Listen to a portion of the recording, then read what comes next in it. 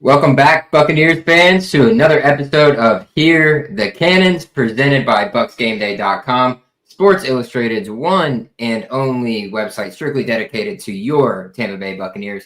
My name is Caleb Skinner at CHSNO on X, writer and reporter here at BucsGameday.com. Along with me, as always, is our lead editor, River Wells at River H. Wells on X as well. River, how you doing tonight, brother? Happy you're not a Tampa Bay native. You are a St. Pete native, but I'm going to tell you anyways, along with everybody else tuning in, happy 813 day.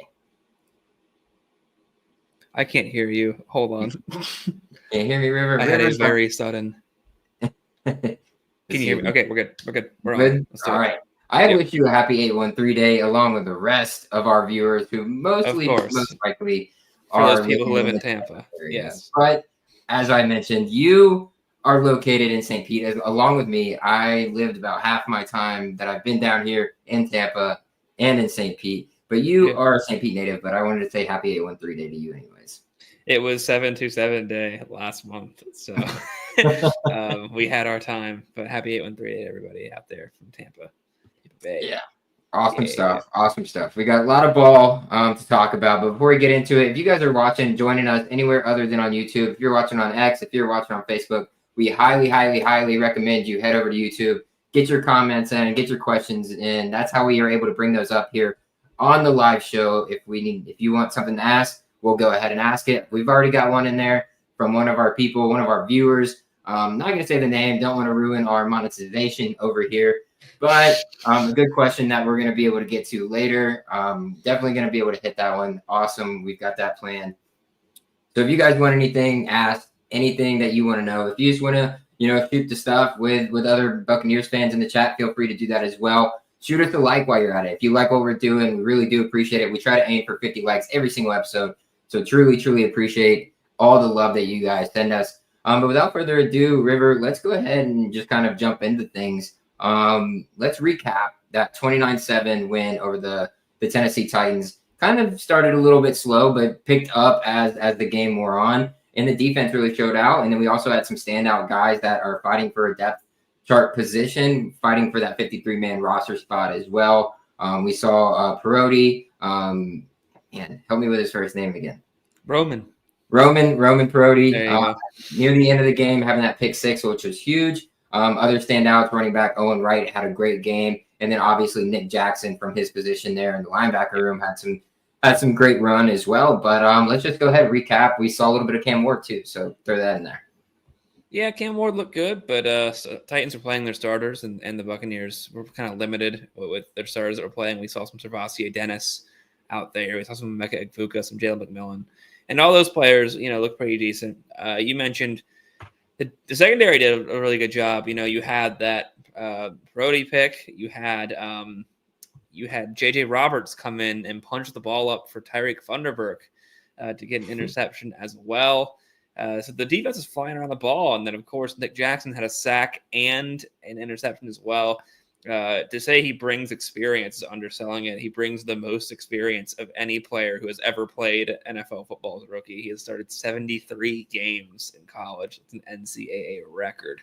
So he definitely is prepared to get in there and play. 555 tackles over his career, also an NCAA record. So doing good there, and Bucs look strong, and they're going to go into this week with the Steelers to try and hone their craft even more. We got joint practice tomorrow.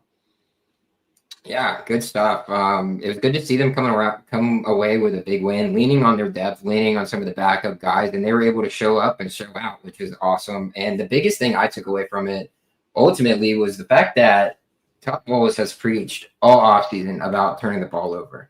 The Buccaneers did just that, and it might not be their starters, but if your backups are doing that, that's a good sign of what's to come. And they looked very energized. I know getting back on the football field and playing an actual opponent probably meant something to these guys, but really great overall thing. We had some things come out of it. A lot of valuable reps for guys. Ryan Miller had a great day at the wide receiver position. He took a pretty big He hit. took a lot of shots. Yeah, he did. It reminded me of that Kate Otten game when Godwin went out and he was just shot after shot after shot. But great to see that he's healthy coming out of it. You mentioned Nick Jackson, what he was able to do, his experience. Everybody else that was involved. Kyle Trask had a very good, efficient day, which is great to see from your backup, especially with the pressure put on him with Teddy Bridgewater coming into practice. Overall, I think another telling point of this that might want to be corrected moving forward is the penalties. I know it wasn't an exuberant amount necessarily, but I think in that second half in particular, penalties kind of held the Buccaneers up a little bit against the Titans. Yeah, there was that one particular drive with Owen Wright where he had 2 touchdowns, and then they both got called back due to holding. And then eventually, ball does not lie. So he ended up getting his touchdown. But he had to fight for it. My goodness. Yeah, that's going to happen, especially when you have players, second, third string players in, getting used to getting reps. You're going to see some penalties, and it's good to do that now as opposed to doing that later. Right. If your number is called upon or if you need to go in. So not too bad. I mean, you're going to see some of that stuff in preseason, but this is a really good time to iron those things out. And obviously, if you're trying to make the team, you want to be disciplined. And so Todd Bowles doesn't like to see too many of those. And he's mentioned that they've had a few during joint practices and during regular practice, and they've brought the refs in to kind of see what's going on. He counts them. He counts them. So that's going to be a point of emphasis. Seems like sometimes there's points in Todd Bowles' team where you'll have like a bunch over a few weeks and then they'll never commit a penalty again. So we'll see how that goes and what point of the season that ends up happening. It's usually towards the beginning and they kind of shape it up towards the end. So right. Not too bad, I don't think. I think they'll be able to get it done and become disciplined and kind of as they get a feel for Josh Grizzard's offense. Josh Grizzard seemed like he was trying to play with what he could do with some illegal shifts and motions and whatnot. So that's the time to do that. So I don't think it should be too much of a problem going forward, but you never know. Yeah, I just want to nip it in the bud before it gets too far along. And a lot of it, I mean, there was at least 2, I think, illegal motion penalties that happened, and that's fine. Work out the kinks in the preseason, get it out of the way before you get to the regular season. But I think a big talking point that came out of it for Buccaneers fans was a worry about co-starter, running back 2, third down back, Rachaad White, whatever you want to call him. Rachaad White, who's also an integral part of this offense that we know, even though Bucky has kind of taken over those RB1 duties. Coming off the field, punching in at his groin area, everybody was worried, what level of strain is this? Is it something that's going to require surgery, so on and so forth? It's come out that it's not necessarily as serious, and you guys were able to talk to Todd Bowles during your one practice this week. What was he able to relate to you guys? I know he likes to keep things close to the vest, but what was he able to tell you? Yeah, it's day to day, which isn't too bad. Looks like he just kind of injured it a little bit. You might not see him for the rest of preseason. Same sort of thing, I think, with guys like Benjamin Morrison, who kind of tweaked his hamstring and probably going to be ready for week 1, but you just don't want to risk any further injury. That's why you're picking up some guys like Jace McClellan, I believe, got picked up by the Bucs from the Falcons. Another body to kind of play in these preseason games that Rachaad White doesn't take any more reps than he has to. So I don't think it's too big of a deal, but I think he'll be ready for week 1, but they're going to keep it a little safe with him, I think. Yeah, I think it's probably better that way. Ultimately, you don't want one of those guys going down, especially a guy that's utilized so much in the offense and what they do, especially when it comes to run blocking, even though Bucky's apparently improved in that area in his game this offseason. But keeping on the injury train here, there was a new one that came out, obviously, today with Antoine Winfield Jr., Tweez, AWJ, whatever you would call him. Having a lower leg injury, everybody kind of got up in arms, what's going on, how serious is it? But it seems like everything's going to be okay with him. Am I right, saying this? Yeah, he's been out for, I think this is the second practice because he was out Monday and then now out again today. But we had Ian Rappaport of the NFL. He made a tweet today saying, according to him and whatever sources he has, it's probably just going to be a rest thing, kind of like the other 2 injuries we just talked about. They'll probably have him ready for week 1, but when it's preseason, if these guys get even a little hurt, you just shut them down. So Antoine Winfield has played in this system for quite a long time. He's been very good in this system for quite a long time, and he's had some time to develop some chemistry with Tyke Smith, who'll be playing alongside of him at safety. I wouldn't be too worried about him missing too much time. Seems like he'll be ready for week 1. Yeah. All around good news, good vibes. Yeah. Everybody keep the good vibes going. That's what we need to happen. It's very imperative that the Buccaneers avoid major injury before the regular season, obviously, but throughout the regular season as well. So letting these guys rehab up till they are back to 100% is going to be really imperative for the Bucs as week 1 arrives. Obviously, you're already going to most likely be without Chris Godwin, and we already know that we're going to be without Tristan Wirfs there for at least the first 3 to 4 games, depending on when they pull him off the PUP list, if they do it all before the start of the regular season. So very, very key to what the Buccaneers' success looks like in the 2025 season comes down to injuries. So we really wanted to encapsulate that for you guys here really, really quick. But some other news that we have going on. We're just keeping tabs for you guys here at BucsGameday.com. If you're watching anywhere else other than YouTube, please head over to YouTube. Hit that like button. Hit that subscribe button if you like what we got going on. Turn on those noties. You'll be notified anytime that we're going live here on Wednesday nights at 7 o'clock. Any post-practice content that we got going out with River and our founder, Logan Robinson, as well as our post-game recaps that we have coming out as well. So really, truly do appreciate you guys tuning in. But other news here, keeping tabs, River, a quarterback news. We've got Michael Pratt, who has been QB3 for the past 2 years for the Tampa Bay Buccaneers and hasn't really seen much action, obviously, during his time here. I don't know if he's even on the field all that much ever since, acquiring him from the Green Bay Packers after, they were finished there with him. He was released. He's had that lower back injury. Can you fill us in a little bit more? Because I know there's some little nuances that can go along with his situation in particular. Yeah, he was waived. He does have a lower back injury, and they brought in Teddy Bridgewater. So now they've got Baker Mayfield, Kyle Trask, Teddy Bridgewater, Connor Bazelak, and Michael Pratt. No longer have Michael Pratt. But if they like him, they want to keep him. He will go to IR because he's been released injured. And he is not a veteran player by the NFLPA sort of standard. So as a result, he will go to waivers first. Mm-hmm. And he doesn't have enough accrued seasons to be released outright. If he clears waivers, so another team does not claim him off of waivers, then he will go to the Bucs IR, and then the Bucs and him can come to an injury settlement that would allow him to be paid for the amount of time he missed per however they settle that, right? However many per deal. Games, however they want to do that. Yeah. And then he would be free to sign another team. And if his back injury isn't too bad, that's what he'll want to do, because then he could just join another team.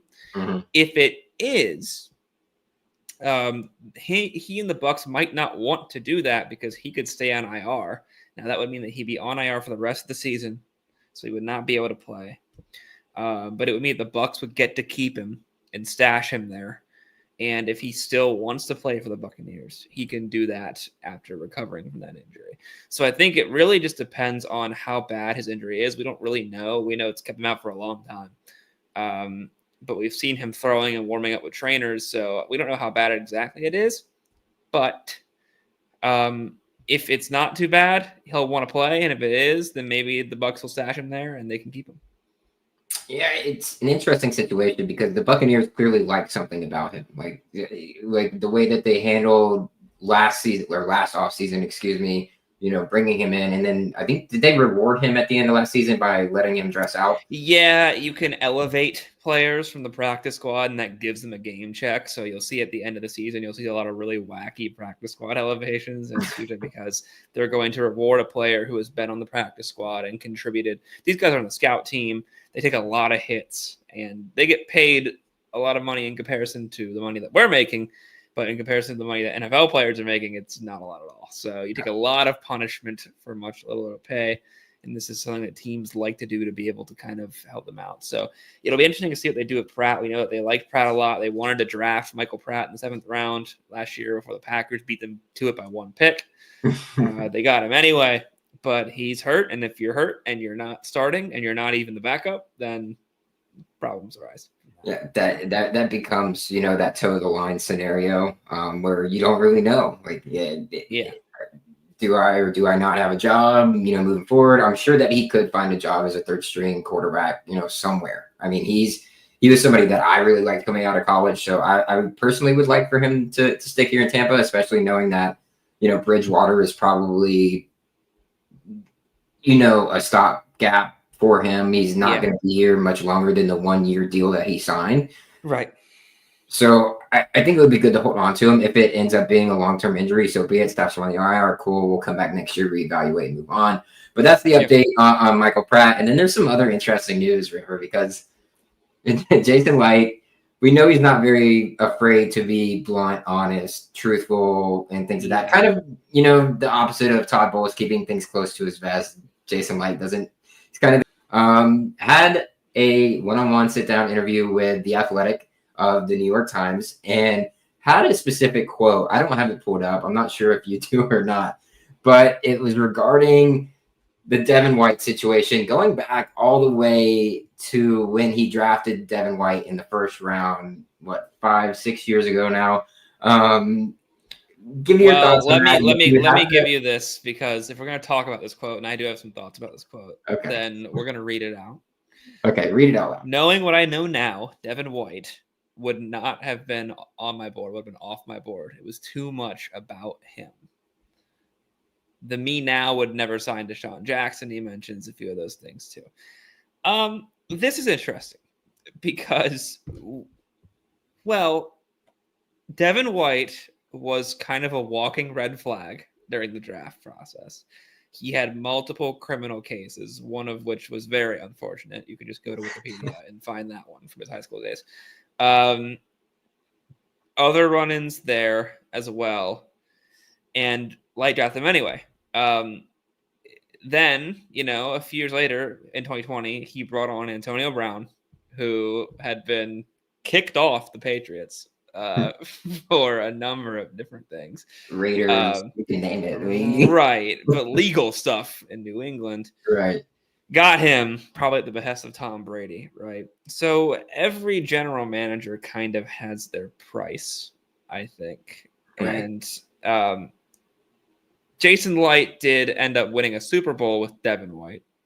Devin White was a crucial I can also piece. argue there at that point.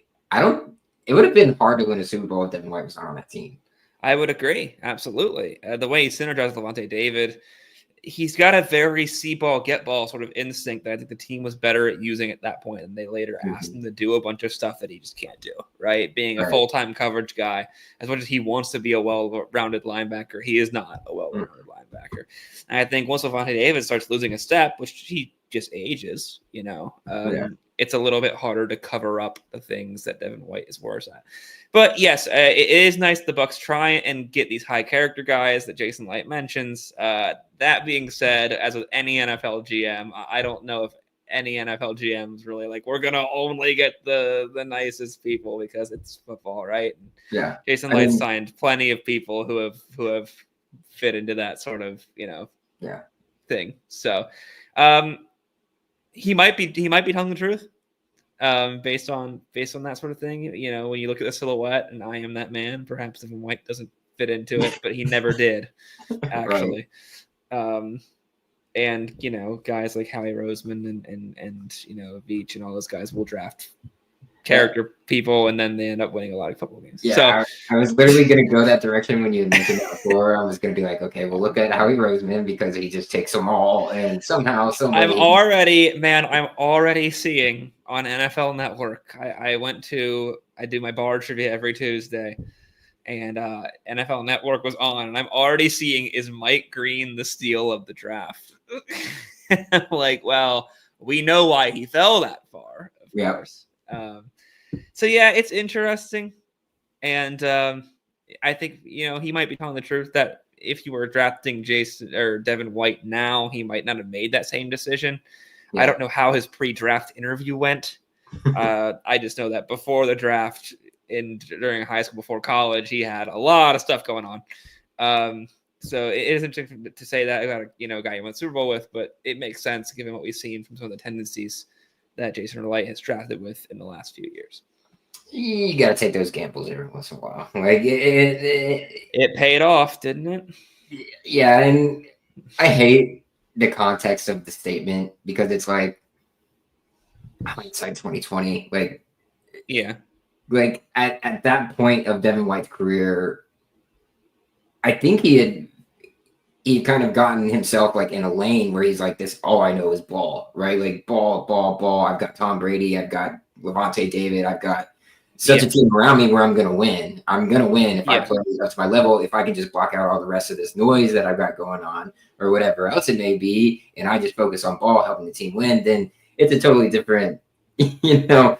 And then after the fact, the play started to slip year by year by year, year by year by year. The play started to slip. And so, like, hindsight 2020, you can't think of it that way, right? Like, you can't think, how's this player going to pan out? Like, we can take a jump, a gamble on this guy because of his, off-field concerns, whatever it may be. But we've got the right people in place to be able to do that. And so I think that's what the Bucs had at that point. So Jason kind of saying that, I'm like, like, you're just saying that. That's click, click, click, click, click, click, click. Things that we like to do as a media, enclave or whatever you want to call it. That's stuff that we like to do. We like to be able to bring in the visitors, the views, the readers, the customers, whatever it may be. That was something from Jason. He knew it was going to be probably a nice little quip that would be put out there, and we appreciate him for it because we get to reap the successes off of it. But not a big thing to look into. Ultimately, probably at this point in Jason's career and what he's trying to build and the culture that he's got in the Buccaneers office, wouldn't have happened. Devin White probably would not have been drafted by the Tampa Bay Buccaneers, and they probably have a little bit of slippage when it comes to their Super Bowl chances at that point. But at the end of the day, the Buccaneers got their second ever Super Bowl, and they did. Can't complain, and we can thank Devin White for that, and Miss Daisy, whatever his horse's name is, as well. So thank you for Devin White, and have fun with Tom Brady and Spytech and everybody in the Raiders organization. Have fun doing that. So we'll move on here. Big game coming up. A game that we might be able to see as our viewer comes in here. Just tell me my Bucs are doing well at Steelers camp. They just went up today. River got to see them earlier this week. Joint practice is tomorrow, so that's when you're going to get to see what's happening there. And then the preseason game on Saturday night, once again, for the Tampa Bay Buccaneers matching up the Steelers. What do you got for us there? What have you seen thus far this week of camp? And then we can kind of jump into what we're seeing from joint practice as well. Yeah, we're not there in Pittsburgh, but they did do an individual practice by themselves today, and then tomorrow, they will go up and they will do joint practice with the Steelers at that point. So sometimes we've seen that teams will do 2 days, like the Bucs attempted to in 2023 with the Jets. That didn't work out very well. A lot of fights, a lot of scrappiness there. So that's kind of why I think you see 1 day. But they had practice today. They're gearing up for tomorrow. They're going to put the pads on. And there's going to be a few good matchups. If you go to BucsGameday.com, I actually talked about 3 matchups I am excited to hear about tomorrow from joint practice, joint training camp. We got it. They're down to charm. The Steelers seems pretty intriguing, right? They've kind of rehauled a lot of stuff. They got Aaron Rodgers at the quarterback position. They traded for DK Metcalf. They traded for Jalen Ramsey. They traded away Minka Fitzpatrick, which I still don't get that one, but that's okay. And Pickens, right, in order to get Metcalf. So Cam Hayward's kind of in a holdout situation, and normally I would always take the side of the player in a holdout situation, but he did sign a new deal last year, and I think he didn't get the guarantees he wanted, and it was like, oh man, so that's a little bit tough on that one. Pretty revamped Steelers team that should give a good test for the Buccaneers, particularly. I mean, that offense is a new look Steelers sort of offense. Aaron Rodgers played some good football last year. DK Metcalf, really big body. These guys go up against Mike Evans all the time. DK Metcalf's also huge, so that might help there. That's different. That's totally different. I know Mike's big. DK Metcalf is big. Yeah. But Mike is not DK Metcalf. Yeah. So that'll be a fun challenge for guys like Jamel Dean, who has a pretty good history against Aaron Rodgers, and then guys like Zion McCollum. So it'll be fun. And then, of course, you're going to have Mike Evans versus Jalen Ramsey. Now, the last time those two met was in 2022 when the Bucs beat the Rams 16-13 when every game they won that year was by 3 points or less in the most agonizing way possible. Jalen Ramsey was here last year for Dolphins joint practice, was not dressed, was hurt, was chirping the entire time from the sidelines, just yelling at people. Typical. I respected the hustle so much when I was there. I was like, that's fantastic. That's because he went here. Yeah, and they know how to do it over there. So great cornerback, great college career at FSU as well. A lot of great guys that come to SU like Derwin James, Jalen Ramsey, yada yada. Someone's got to pick up Asante Samuel Jr. at some point. But yeah, it'll be fun. I don't know if Emeka Egbuka is going to go up against Jalen Ramsey. I've thought about this because he's probably going to be mostly playing in the slot, but they might cross paths at some point. Maybe Emeka goes outside for a little bit. And even if that's the case, you might see him on Jalen McMillan. It'd be another great matchup to watch as well. Jalen Ramsey's not the lockdown corner he once was, but he is still very formidable. 5 picks in the last 2 years in Miami. So that should be fun. It's intriguing with him because when in his younger days, he was better playing man. And now that he's gotten older, he's kind of, I guess it's when he made he's that. Smart, so he can play zone at a very good way. When he went to LA, it was more zone, right? That was kind of what they did. So he kind of got his footing there playing zone, and he did play very well when he was out in LA. And then, moving to Miami didn't really work out the way that it was supposed to. And now he's with the Steelers, and he's old. I'm sorry, but he's my age. You're about to be 31 years old, this year when you're a corner. So you're at the very end of your career ultimately is what that is.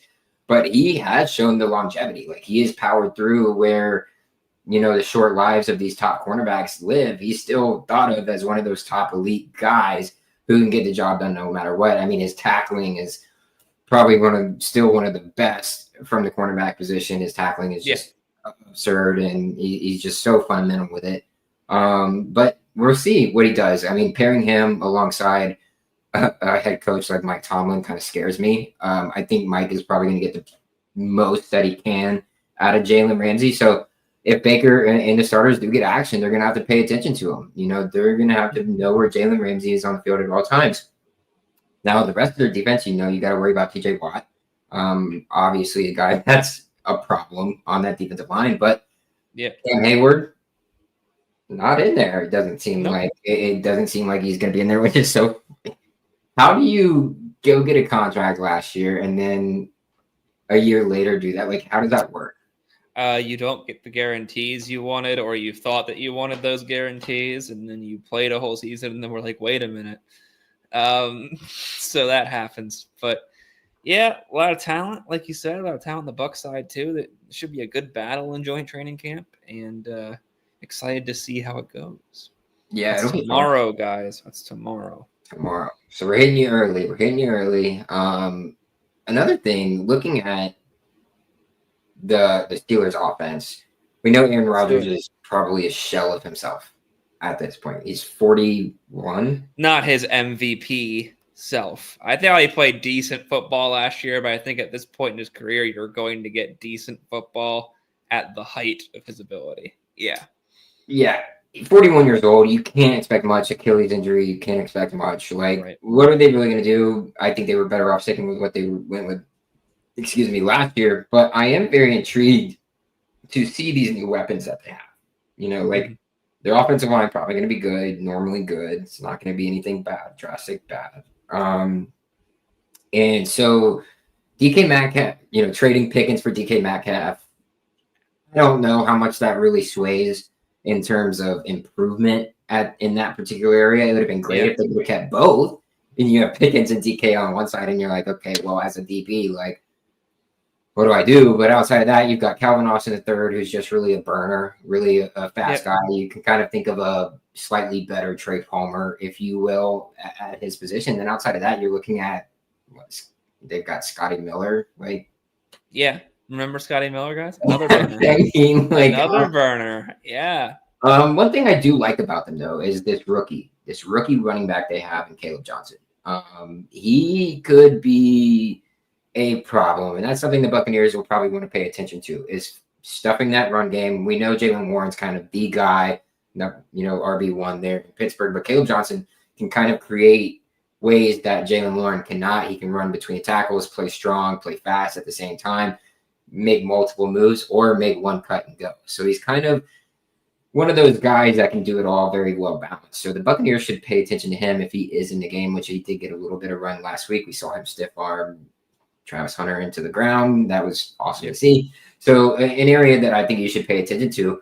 But here we've got a question from one of our regular listeners here, from Richard, here on YouTube, saying, so what is next if Braswell, Chris Braswell, that is last year's pick in the second round, doesn't excel versus third and fourth stringer, which we kind of did tab into when we were watching the game against the Titans this past week? Yeah. In the shortest of terms, Chris Braswell was bad. He did not do what he needed to do to impress. He played well into the third quarter, I imagine, because they just wanted to keep him out there to see what happened. Right. Very hard time getting off of blocks still. Very evident in that respect. So he did not play very well. What's next is you've got your first two rotational guys kind of filled out, right? That will be Yaya Diaby and Hassan Reddick. Nasty. Anthony Nelson will be on the second rotation. And then the plan is for Chris Braswell to be the other guy. Right. If that doesn't work, you would have loved to have had David Walker be here. Torn ACL. He is not. So you've got guys like Marquise Watts and Jose Ramirez in there instead, who the Bucs have had in their system forever, seen flashes here and there, but haven't gotten a lot of playing time. So you'd probably turn to one of those guys, I imagine. It's not too late for Braswell to kind of pick things up, of course, but I think he needed a decently strong showing to show how he improved from last year to this year.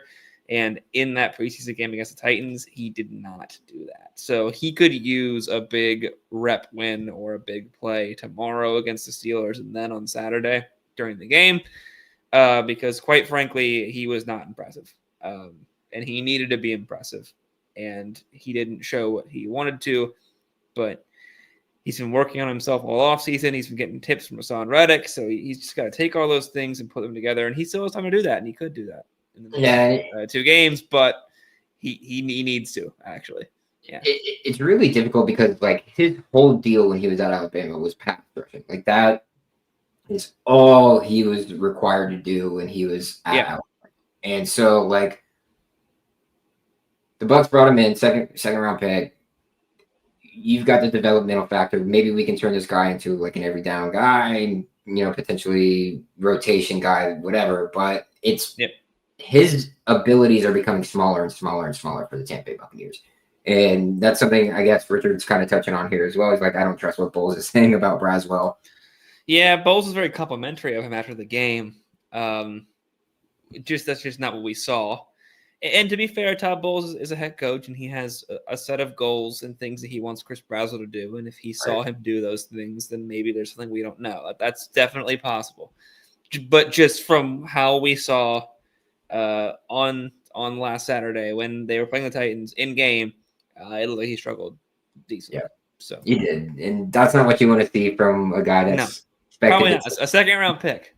Which so is Kyle Trask, by the way. So Jason Light, depending on how Braswell shapes out, might have a few to look at there. We can only hope Benjamin Morrison's the one that kind of the one that breaks. Could break. But can't give up on Morrison or on Braswell yet. But things are not looking great. No, yeah. I mean, it's slow start. But hey, maybe it just takes another gear for them to get into it. Right, I can come in here, Bowles. I'd have to watch the tape. He does. That is a Bowlesism. There's a few. One of my favorites is when you ask him how a player goes, did or performed, he goes, yeah, he did some things. That's he can do a lot of things. Yeah. So Chris Braswell needs to do a lot of things. Yeah, he does need to do a lot of things. And another one of our regulars, throwing in another question here, Marcel coming in here. will Ryan Miller, who gets open, get a shot in the offense? If not, some team might be able to pick him up, assuming that he's one of those guys that ends up getting cut because of how deep the wide receiver room is currently. He could be a good practice squad candidate for sure. He's got some special teams value, and like you mentioned, he has performed well in the times that he has been playing. But yeah, like Caleb just mentioned, man, this is a tough wide receiver room. You've got like 5 guys, like Buka, Godwin, Evans, McMillan, and then maybe Tez Johnson's 5 already. And then what do you do? And then Shepard's a 6, so you could put Shepard on the practice squad and elevate him. But then if you do that to Shepard, then who else on the practice squad? If Shepard's already there, is there another 6? Would it probably be Trey Palmer because he's already been there? And then you got Jared, who always shows out when he plays in preseason. It's tough, guys. So Ryan Miller, I think, has played some good football. Obviously, he had that Kansas City Chiefs game last year where he showed out. He played really well against the Titans, got hit a lot, so hopefully he just takes it easy for a little bit. But, yeah, I mean, it's tough, man. It's tough. He would probably be able to get somewhere pretty quickly just because of his value he brings, but there's a lot of wide receivers that want to be on this team, and there's not enough to be on this team. So there's a lot of really great talent all the way down. There will be some practice squad guys, maybe 1 or 2, but after that, we'll see what happens. I want to be a wide receiver, and I don't even play ball. Like I get to be in this offense, and I get to reap the awards. Awesome! Like this is sick. So I totally understand. It's really tough right now. Like everybody, and the thing is, it's a good problem to have ultimately. And Reckon's coming in here. What did they do with Palmer? Palmer's still on the team. I think he's been dealing with an injury, which is why we didn't see him, this past preseason game. Am I right in saying that, River? Sorry, can you repeat that? You cut out for me for a second. Am I right in saying that like Palmer's dealing with a slight injury and that's why? Hamstring, which players get when you're a wide receiver and you're running all over the place in preseason. It's unfortunate when it happens. He's not doing a lot for himself because of that, unfortunately. So we'll see what happens there. But he'll need to be back at it sooner than later as well to make a really big impression in that. It's so hard. It's the one area where it's like it is. It's tough, man. I don't know what to do. I can't imagine like what the front office is thinking. Like you're like, oh, can we keep 10 wide receivers this year? No, you can't quite. That'd be nice though. Maybe they can extend the roster. But 63-man roster. How difficult that has to be for them. Like they clearly like all of these guys, or they wouldn't still be in the room at this point, And so like, what is this guy gonna provide you in the midst of the rest of the wide receiver room and thus forth? So very, very hard area to examine if you're a front office, if you're the coaching staff, if you're anybody involved with the decision-making process when it comes to cutting this down to 53. Man, really, really tough. Richard coming in here with another question. We love all the questions, guys. Keep them flowing. If you guys have any questions, come over to YouTube. I will try my best to answer them. Yes. I don't know every answer, but I do know like 25% of them. Okay, this one's easy. I feel like this one's easy. River, who are you looking forward to seeing more for the Bucs Steelers game? I've been pretty high on J.J. Roberts. I am just excited to see J.J. Roberts play football. I think he was really good in the Titans game. Excited to see him. We'll see if we can get some starters out there, right? It's interesting because Todd Bowles' team's kind of flippant on how much they're going to play, but they're playing the Bills next week, and they played the Bills in the regular season, right? So I don't know if you want to put them out there. So I'd like to see some Baker Mayfield. I'd like to see some Bucky Irving. Obviously, some more of Emeka Egbuka, maybe for more than I think he ran 10 routes, maybe a little more than that. He had 10 snaps, actually. I think he ran less than 10 routes. So that'll be fun for sure. I like J.J. Roberts. Nick Jackson's always interesting because just how, based on his experience, I'd like to see him maybe play up with some of the twos or something because is he really good because he has a ton of experience or is he really good because he's really good at football? Mm-hmm. That's a good question to ask as well. So a lot of those guys, I like the UDFAs. Man, can Shilo make a big play? He needs a big play. I don't know if one pressure is gonna make him make the team. He could use a big play. So see how long he ends up playing too. Yeah, absolutely. And I'll kind of just build off this. I was going to say Shilo. I think Todd has put him in advantageous positions, which is good for Shilo, but you also need to put him in some challenging situations to see what he can do. I also, if Tez is healthy, enough to play in this game, I want to see Tez Johnson and how the Buccaneers are going to use him. How much are they going to move him in motion? Because it's coming. A guy his size is going to be moved all over the place. And how much, really, is the other question as well. Because he's going to be like the fifth wide receiver, how much will he be used? And we can get a good feel for that, maybe. Mm-hmm. Oh, man, I just want to see him on the field. Like, outside of practice, I just want to see him. I'm so excited. Oh, but Reckon also answered Richard's question as well, and he said Aaron Rodgers on his butt multiple times. That would be if Aaron Rodgers plays, and that'll be interesting too, actually, because Aaron kind of needs that chemistry, I think, with his guys. Right? He came in really late into the offseason. He waited a long time. Curious to see if they let him kind of get some game reps with his teammates, or if they're just content to rest him the entire time because he's 41. That'll be something to see as well. Yeah, if anything, it'll be a drive or two. I think that's probably the most you get out of it, and we'll see. I'm excited either way. I think this is probably the most run we'll get to see from the starters. I know Todd Bowles has said, "Oh, let's wait till joint practice, and we'll kind of go from there." But I think this is the one game that you do see the Buccaneers starters get in there. Probably will be the same for the Steelers. Not sure who their third opponent is on the preseason schedule, but for the Buccaneers, that'll kind of be what I predict to happen. It would be great for the Buccaneers to come away with a win. It doesn't matter if they suffer a loss either. So no score predictions here. It doesn't count against anything ultimately, other than internally, how are we going to get better from this game and move forward and prepare for the regular season.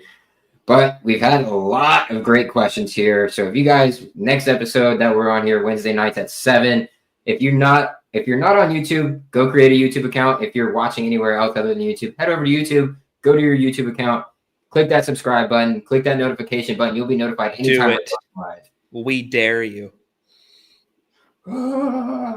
Yeah. So head over to YouTube. That's where all the good stuff is. You'll be able to, connect with Reckon, with Richard, with Marcel, all of our other regulars that hop in here every single week. We truly do appreciate you guys.